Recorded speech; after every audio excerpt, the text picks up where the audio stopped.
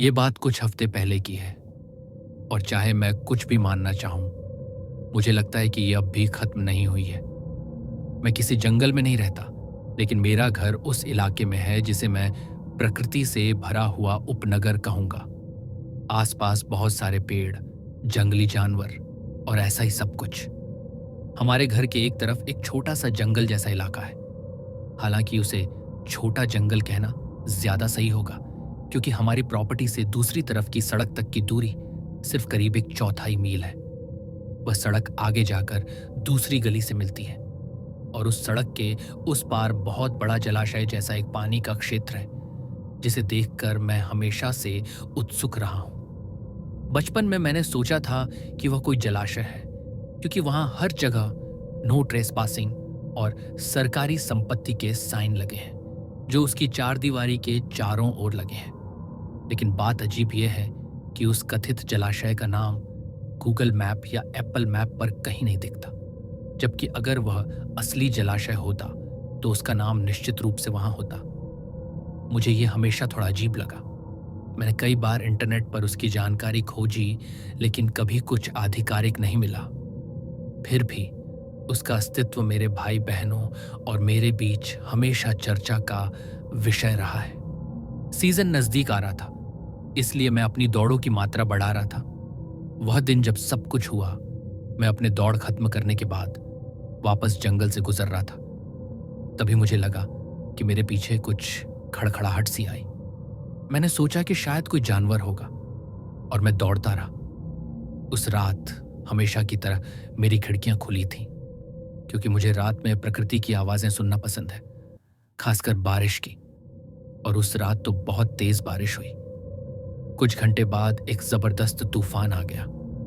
मैं बिस्तर पर लेटकर बारिश और गर्जन की आवाजें सुनते सुनते नींद में जा रहा था। तभी मैंने कुछ ऐसा सुना जो तूफान का हिस्सा नहीं था। वह बहुत हल्की सिसकियों जैसी आवाज थी, जो धीरे धीरे और स्पष्ट होती जा रही थी। ध्यान से सुनने पर एहसास हुआ कि वह आवाज मेरी खिड़की के ठीक नीचे से आ रही थी और वह बहुत मानवीय लग रही थी। फिर मैं साफ सुन सकता था। एक धीमी स्त्री स्वर में किसी ने कहा, क्या तुम मेरी मदद कर सकते हो? मुझे ठंड लग रही है। मैंने अपनी जिंदगी में शायद ही कभी इतना तेज रिएक्ट किया हो। डर महसूस करने से पहले ही मेरा शरीर खुद ब खुद हरकत में आ गया। मैं बिस्तर से कूदकर उठा, दरवाजे की तरफ दौड़ा और घर के किनारे से घूमकर अपनी खिड़की के पास पहुंचा। बारिश इतनी तेज थी कि कुछ ही सेकंड में मैं पूरी तरह भीग गया था, लेकिन मुझे परवाह नहीं थी। मैं सिर्फ यह सोच रहा था कि शायद कोई सच में मुसीबत में है। और जैसे ही मैं कोने से मुड़ा, वह वहां थी, सफेद कपड़ों में एक औरत, शायद नाइट गाउन या किसी लंबे ड्रेस में, खिड़की के छोटे से शेड के नीचे सिकुड़ी बैठी थी। मैंने सावधानी से पूछा कि क्या उसे मदद चाहिए। पूरा माहौल किसी बुरे सपने जैसा लग रहा था, पर तभी सब पलट गया। जैसे ही उसने मुझे देखा, वह बिजली की तरह उछलकर मेरी तरफ दौड़ी। मैंने खुद को टक्कर के लिए तैयार किया, लेकिन कुछ ही कदमों बाद उसने अचानक रुककर दिशा बदल ली। शायद उसे महसूस हुआ कि मैं काफी लंबा चौड़ा हूं, या शायद कुछ और।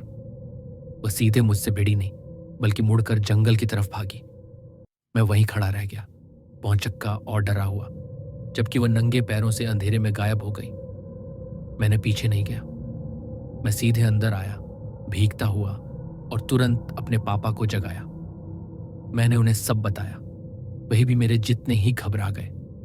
हम दोनों ने घर के हर दरवाजे और खिड़की को बंद किया। हमने पुलिस को बुलाने पर विचार किया, लेकिन रात काफी हो चुकी थी और हमने सोचा कि तब तक वह औरत बहुत दूर जा चुकी होगी।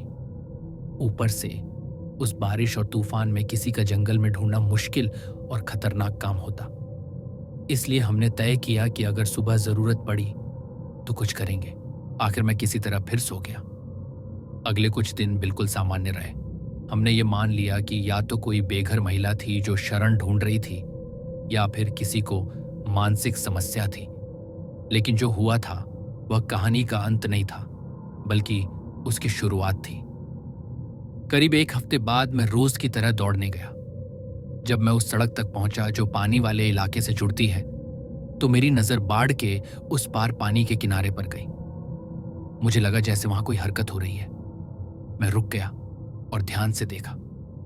वहां वही औरत बैठी थी, पानी के किनारे। उसके पैर पानी में लटक रहे थे। मैं ठिठक गया। वह वहां आखिर पहुंची कैसे? वह पूरा इलाका ऊंची तारबंदी से घिरा था। उसमें कोई छेद नहीं और ऊपर कांटेदार तारें। बाढ़ कम से कम 10 फुट ऊंची थी। शायद मैंने कोई आवाज निकाल दी क्योंकि उसने अचानक सिर घुमाया और सीधे मेरी तरफ देखा। उसी पल मुझे बिल्कुल यकीन हो गया कि वह वही औरत थी, वही जो तूफानी रात मेरी खिड़की के नीचे थी। उसने मुझे देखते ही उठकर बाढ़ की तरफ दौड़ लगाई। उसकी आंखों में एक पागलपन भरी चमक थी। उसने बाढ़ के पास आकर अपना चेहरा सीधे तारजाल के साथ सटा दिया और मुस्कुराने लगी। लेकिन वह कोई सामान्य मुस्कुराहट नहीं थी, बल्कि ऐसी जिससे मेरे रोंगटे खड़े हो गए। मैंने चिल्लाकर कहा कि मैं पुलिस को बुला रहा हूं, शायद डर जाए। और सच में जैसे ही मैंने यह कहा, वह अचानक मुड़ी और सीधा पानी में कूद गई। वह सब इतना अस्वाभाविक और डरावना था कि मैं वहां खड़ा भी असहज महसूस कर रहा था। मैंने तुरंत 100 नंबर पुलिस पर कॉल किया और सब बताया। पुलिस के आने तक मैं उसे देखने की कोशिश करता रहा, लेकिन वह पानी में तैरकर कहीं गायब हो गई। जब पुलिस आई, उन्होंने मेरा बयान लिया और कहा कि वे जांच करेंगे। उन्होंने मुझसे कहा कि मैं अपने दिन को सामान्य तरीके से जारी रखूं। ये बात मुझे हैरान कर गई। उसके बाद से मैंने उसे फिर नहीं देखा, लेकिन अब मैं रात में अपनी खिड़की के बाहर आवाजें सुनता हूं, जैसे कोई चल रहा हो या कुछ कर रहा हो। अब वह रोने जैसी नहीं होती, बस हलचल सी। यह सब देखकर मैं बहुत बेचैन हूं और दिल कहता है कि कुछ और जरूर होने वाला है। मैंने दौड़ना भी कम कर दिया है क्योंकि मैं उससे फिर टकराना नहीं चाहता। मुझे लगता है कि वह शायद मानसिक रूप से अस्थिर है और किसी दिन मेरी दौड़ के पीछे पीछे मेरे घर तक आ गई थी। लेकिन सबसे बड़ा रहस्य यह है कि वह उस बाढ़ के पार कैसे गई। मैंने और मेरी बहन प्रिया ने घंटों वहां जाकर देखा, पर कोई रास्ता नहीं मिला। मेरा कजिन निखिल, जो हर चीज में साजिशें ढूंढता है, कहता है कि उस जलाशय में कुछ ऐसा है जिसे सरकार छिपाना चाहती है। मुझे ये बात बेवकूफी भरी लगती है, लेकिन सच कहूं तो मैंने अपने घर में कभी इतना असुरक्षित महसूस नहीं किया जितना अब करता हूं। इस वीडियो को लाइक और शेयर कर दो और ऐसी डरावनी कहानियां सुनने के लिए मेरे इस चैनल को सब्सक्राइब भी कर दो। मिलते हैं आपको अगली वीडियो में। बाय।